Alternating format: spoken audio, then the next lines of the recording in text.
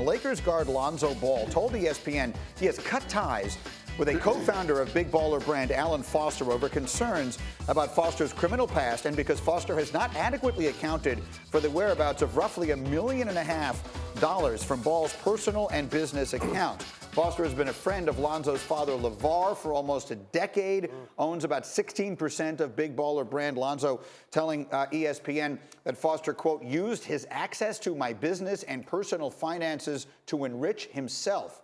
End quote. Lonzo owns 51% of Big Baller brand. Jalen is here, and we're delighted to bring Stephen A. Smith into the conversation. First Take starts in 17 minutes, but I know, Steve, you were talking to a lot of people about this over the weekend. What can you tell us? Well, I can tell you that what we're seeing right now is an incredibly uncomfortable thing to see, because if it was just about Alan Foster, that would be one thing. But then we're hearing that not only is Alan Foster in Lonzo Ball's crosshairs, but also clearly his daddy.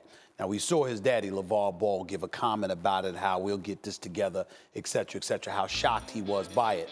But it appears as if his own children are holding him accountable to some degree. Lonzo Ball has severed ties with the Big Baller brand. He's got his brothers disassociated from all of that. Photos of their father and other things have been deleted from their, social media pages and what have you. And it's just a really uncomfortable situation. A lot of people are incredibly uncomfortable even talk about it. I have to confess to you, me sitting here right now with Jalen, and I don't usually speak for Jalen, but I think I can in this particular situation, none of us are comfortable talking about this, because this is clearly about their relationship with their dad. In some fashion, they appear to be holding him somewhat accountable for this. I don't know the details, but you have people out there speculating this could be smoke and mirrors, something else could be coming down the pike where they'll collaborate with one another. I don't know, maybe that's true. But the way it looks right now, and cleared in terms of their zest to disassociate themselves from their father, I think one article used the word estranged.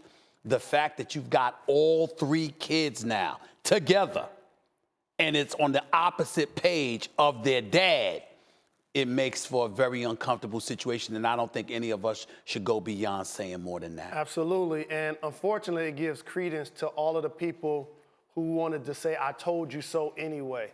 As a black man that decided to take his own destiny into his own hands, start his own business, not necessarily go the route of signing with the big business that seemed like a layup to do. Like, almost imagine if Zion Williamson decided to start his own shoe versus signing with a shoe deal. And so for them to take on this journey, and we were documenting this along the way, how people weren't getting their shoes on time, people weren't satisfied with the product. That's one thing. But now all of a sudden, when Lonzo, the star of the family, see, this is what can't get lost. Only one of them plays in the NBA for the Los Angeles Lakers. That's Lonzo. So his productivity, his reputation, his ability to have a long career is what's going to carry the brand, not the other way around. The other thing that I think is incredibly important, and it's not just in the black community, every community, you talk about the importance of education, how education can propel you to new heights, et cetera, Obviously, there are people fortunate enough where you go straight out of high school and you can find a way to make a way for yourself. But by and large, education is incredibly important. You have a father that is associated with yanking his one son out of college and the other son out of high school. And so when that kind of imagery is what gets attached to him, and then subsequently this stuff comes down the pike, at least for the moment, because I don't want to engage in condemnation towards anybody because we just don't know the details. But in terms of optics, it looks incredibly, incredibly bad for LaVar Ball. And more importantly, it looks like a family has been fragmented, where you have children going up against their dad because of an association with what appears to be a shady figure who's connected to the dad. It's just really, really unfortunate right now. And also, Greeny, this speaks to the hesitancy of so many people of wanting to live their life so very public. That's right. Because what ends up happening is each of these people are characters now. They're not anonymous. They've had a Facebook show. We've seen them front and center doing a lot of interviews and things of that nature.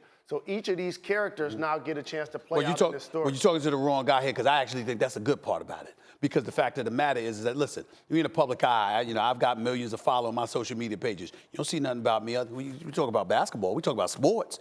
But these people, you got people, they renovating kitchens and doing stuff like that, and they putting that on social media. How is that anybody's business? I don't understand how people get so personal with this stuff. Me personally, I'm not knocking anybody else for doing it, but if it lends itself towards people being a bit more private about their private affairs, that is something I support, because I always have. That said, the one thing in all of this, there's so much to unpack here, because it is an interesting story in so many different ways.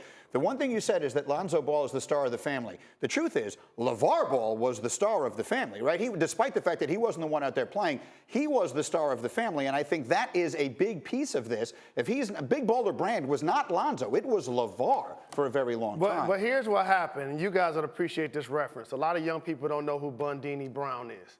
He was the hype man for Muhammad Ali. Yes, he was. Okay. Played by Jamie Foxx in the Ali movie. Yeah. Absolutely. Yeah. I always felt like LaVar was playing that role for Lonzo, because Lonzo was really a quiet kid, a reserved kid, went about playing the game of basketball. At UCLA, he didn't show a lot of bravado. He wasn't sticking out his chest. He wasn't. It wasn't a me thing. I think LaVar made his star larger than life. And I think that helped aided him to get picked by the Los Angeles Lakers. Well, I was getting ready to go there. I think if it were this was why I lean on what Greeny was saying. I think if it were not for LaVar Ball, Lonzo Ball doesn't get drafted by the Lakers. I think somebody like De'Aaron Fox would have got picked by the Lakers. I think the fact that Chino Hill's product, playing at UCLA, even though he got scorched for 39 in the NCAA tournament by De'Aaron Fox, I think box office appeal for a somewhat local product played a significant role in the Lakers looking for some kind of box office attraction to grab him. If it were not for LaVar Ball, that would not have been Lonzo Ball.